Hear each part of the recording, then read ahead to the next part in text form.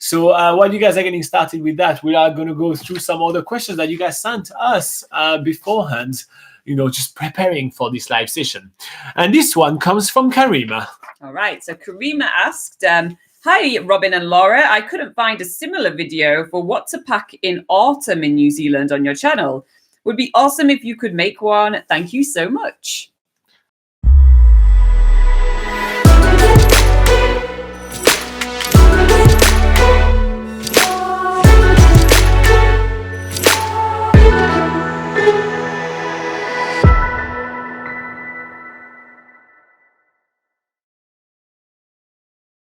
Laura, when is autumn in New Zealand?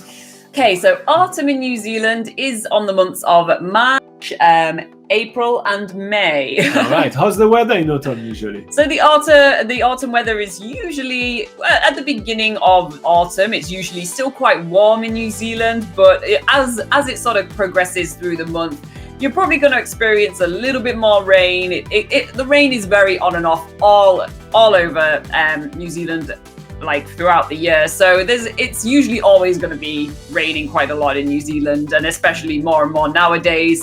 And then as you get more toward the end of autumn, we're thinking more about May, that's when the temperatures are a little bit cooler and you're probably going to be spending more time a little bit more wrapped up.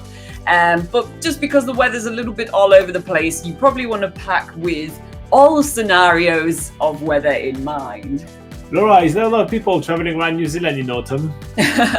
Well, no, the autumn is the shoulder season in New Zealand, so that usually means that there's less tourists around New Zealand, and that's usually a really nice time to travel around. In summer, it can be really crazy. The main attractions can be really busy, the roads can be busy, but if you're looking to travel around New Zealand and feeling a little bit more relaxed, less people around, which is really sort of the beauty of New Zealand because it's not that populated compared to other countries, and definitely it has its seasons where more tourists come in summer and less people come in winter. Usually that shoulder season in autumn is a good time to sort of come to be away from the tourist crowds, but also experience slightly more idyllic weather than what you would get in winter.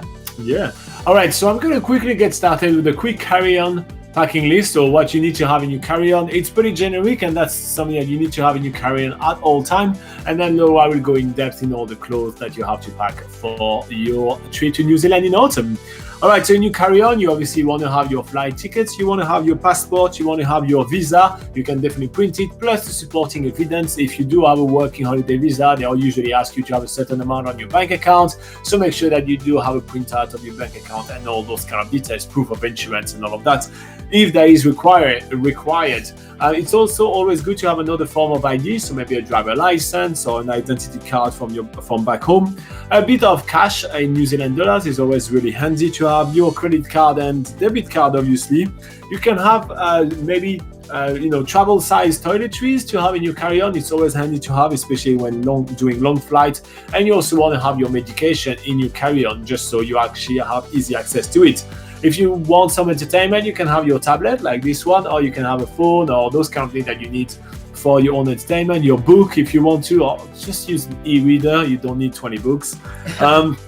Also, if you feel like you want to be more comfortable, travel pillow may be really good. Consider those blow-up travel pillows, so they're so much easier to pack and carry around New Zealand.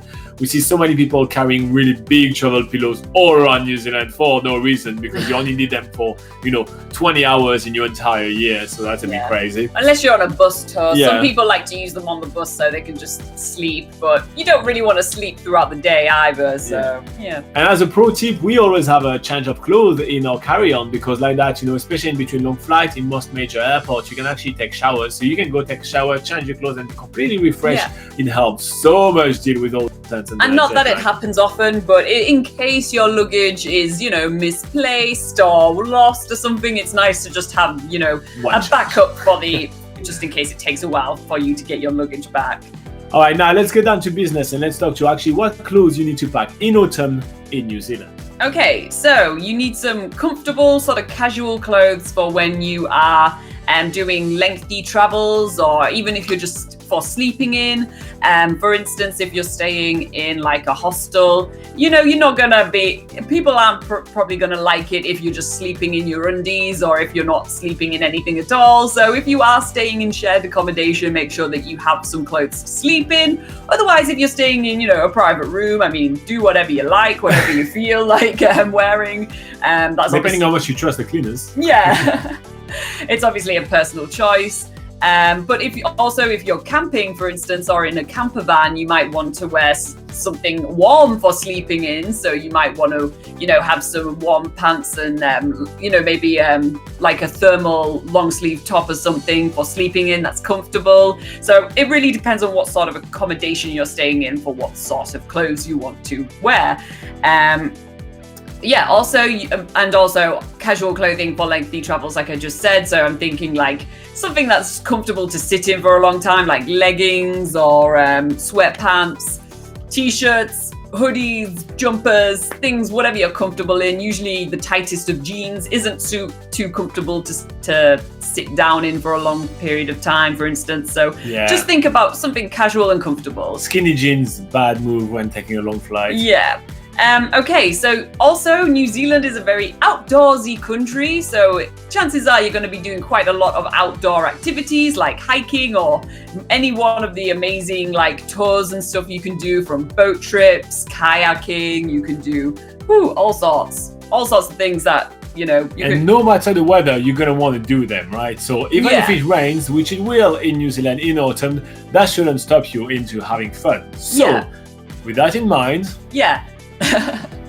So What? But so you're gonna probably want to pack some good like hiking pants, quick dry hiking pants for instance, maybe shorts or something you can change into like leggings. Just be prepared for all scenarios, especially in autumn, because it can rain at any time, it can be super hot and sunny at any time, and that could all happen in one day, because there's a famous saying in New Zealand which is there's 4 seasons in one day. So maybe you want to bring stuff like thermal underlayers just to have underneath, and a mid layer as well, maybe like you know, like an extra jumper or a hoodie, and then a rain jacket on top of that, because it's very important to have yourself prepared for rain, which can be pretty torrential at times and make you completely soaked in seconds. So if you're not prepared for that, then you're probably going to get really cold if you're out and about, just, you know, with your clothes all damp and wet. So layering is super important, just so you can, you know, if it's too hot, you can take off that mid layer, you can pack that rain jacket in your day pack, and you're usually pretty comfortable. But when, you know, when the clouds go over the sun and it's a little bit chilly, you'll be very glad to have that extra mid layer, or have a rain jacket even to stop the wind from, you know, passing through your clothes and stuff. A good windbreaker is also, you know, very good. Sunglasses. It can be sunny. It's not just all rain in New Zealand. It can be sunny as well. So it is very helpful to have things like sunglasses, a hat to protect your head from getting sunburnt. In terms of socks and stuff like that, woolen socks is always a good way to go. Just in case they get wet, they dry quickly, and they're usually cushioning your feet a bit better than cotton socks as well. So if you're doing lengthy walks, you won't get blisters. And yeah, speaking of your feet, a good pair of hiking shoes or hiking boots, whatever you prefer. Everyone has their preferences when it comes to boots. I prefer shoes, Robin prefers boots, but make sure that they are waterproof, because again, getting wet feet is pretty miserable. I absolutely hate it. So I think most people would hate getting their feet wet and having their feet wet all day.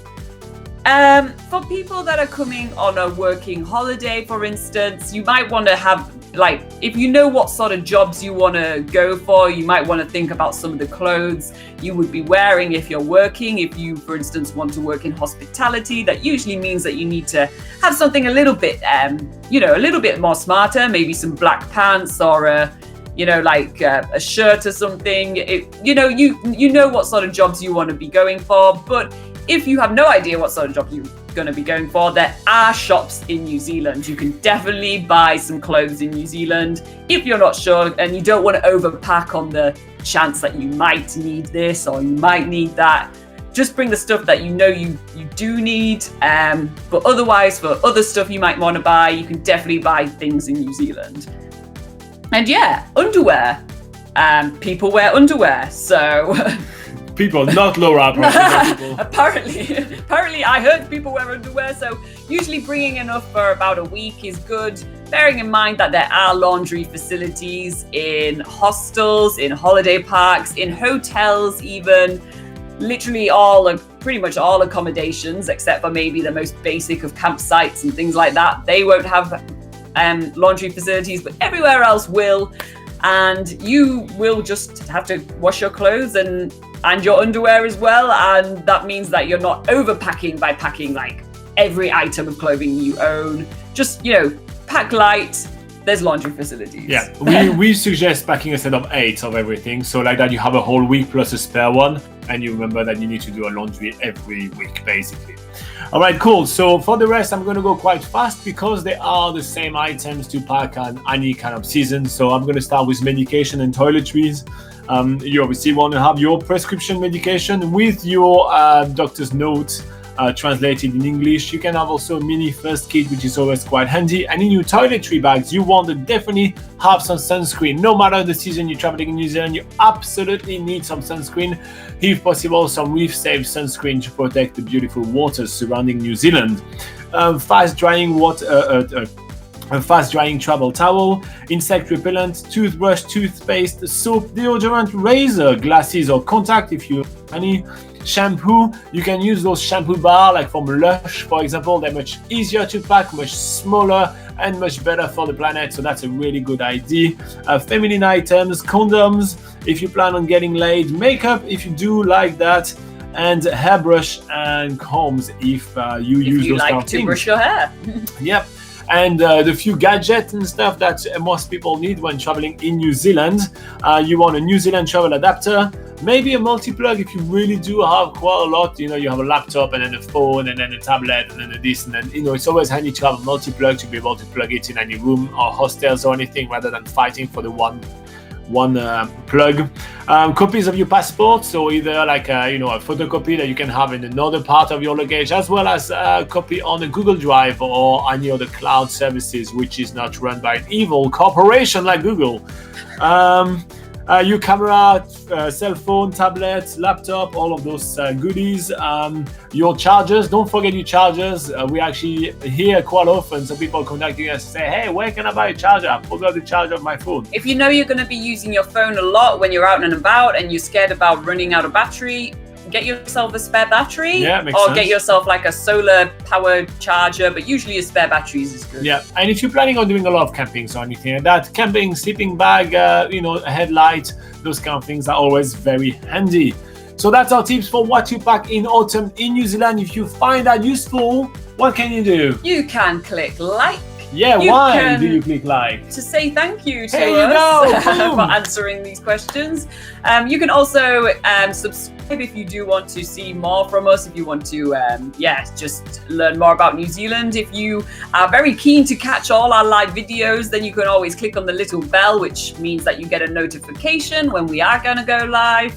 And and also if you do have any questions, you can also put it in the comments of any of our videos and we will add it to our pool of questions. There you go. In the meantime, we're going to go back to the live chat.